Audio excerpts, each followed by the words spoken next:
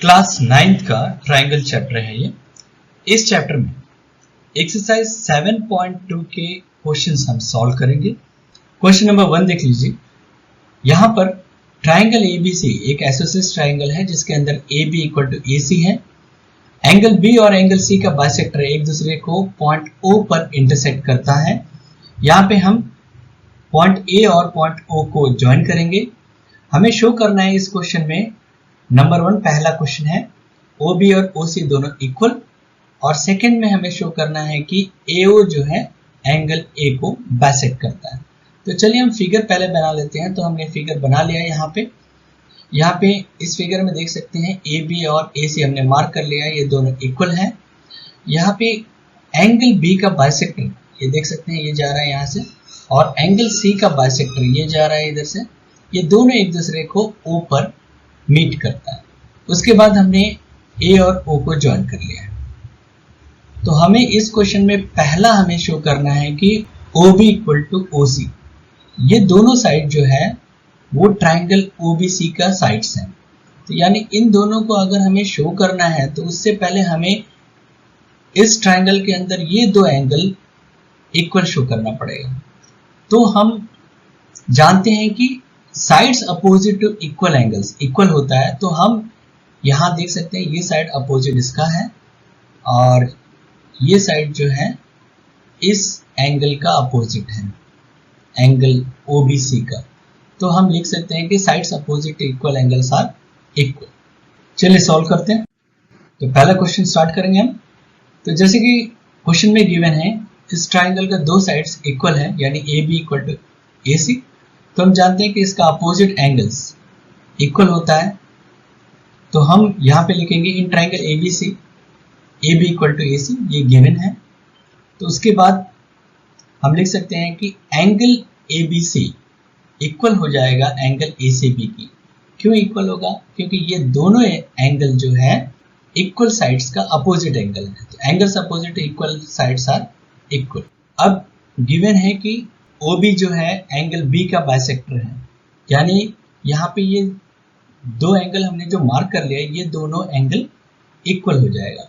तो हम लिखेंगे एंगल 1 इक्वल टू एंगल 2।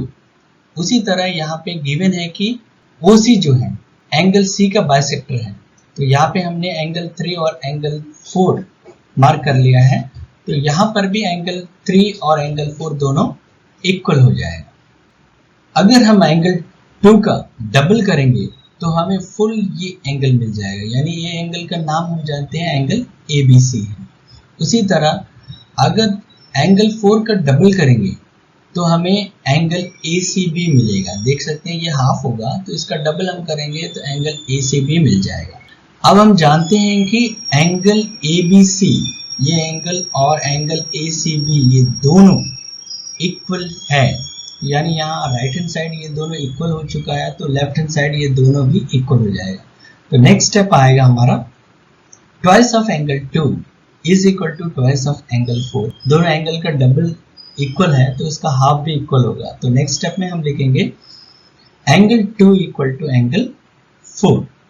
अब ये एंगल 2 और एंगल 4 ये दोनों एंगल जो है ट्राइंगल OBC के अंदर है। हम यहाँ पे लिखेंगे एंगल 2 इक्वल टू एंगल 4, और अगर ये दोनों एंगल इक्वल हो जाता है तो जैसे कि हम जानते हैं कि इसका अपोजिट साइड भी इक्वल हो जाएगा। तो then OB equal to OC। Reason है sides opposite to equal angles are equal. तो हमने पहला पार्ट सॉल्व कर लिया है। तो सेकंड पार्ट में जैसे कि यहाँ पे हमें सॉल्व करना है AO बाइसेक्ट्स एंगल A, यानी एंगल A को AO जो है 2 इक्वल पार्ट्स में डिवाइड करता है, वो हमें सॉल्व करना है। तो इसे हमें प्रूव करने के लिए ये देख सकते हैं ये दोनों पार्ट जो है दो ट्राइंगल का पार्ट है, यानी हमें ये ट्राइंगल जो ट्राइंगल OAB और ट्राइंगल OAC ये दोनों ट्राइंगल को कॉन्ग्रुएंट शो करना पड़ेगा, और ये दोनों कॉरेस्पॉन्डिंग एंगल्स है। जब ये दोनों ट्राइंगल्स कॉन्ग्रुएंट हो जाएगा तो कॉरेस्पॉन्डिंग एंगल्स को हम इक्वल शो कर सकते हैं। तो चलिए इन दोनों ट्राइंगल्स को कॉन्ग्रुएंट शो करते हैं। तो हमने ये दोनों ट्राइंगल्स ले लिया है। ट्राइंगल OAB देख सकते हैं, ये ट्राइंगल है, ट्राइंगल OAC। तो इन दो ट्राइंगल्स में जैसे कि गिवन है AB इक्वल टू AC, तो हम लिख लेंगे यहाँ पे गिवन। उसके बाद हमने यहाँ पे ऑलरेडी प्रूव कर दिया है कि OB इक्वल टू OC, तो वो भी लिख लेंगे यहाँ पे OB equal to OC, reason है प्रूव अबव। उसके बाद लास्ट में हम देख सकते हैं यहाँ पे ये जो OA है वो दोनों में कॉमन है। OA साइड जो है इस ट्राइंगल में भी है और इस ट्राइंगल में, यानी कॉमन साइड से। तो नेक्स्ट हम OA इक्वल टू OA लिखेंगे कॉमन।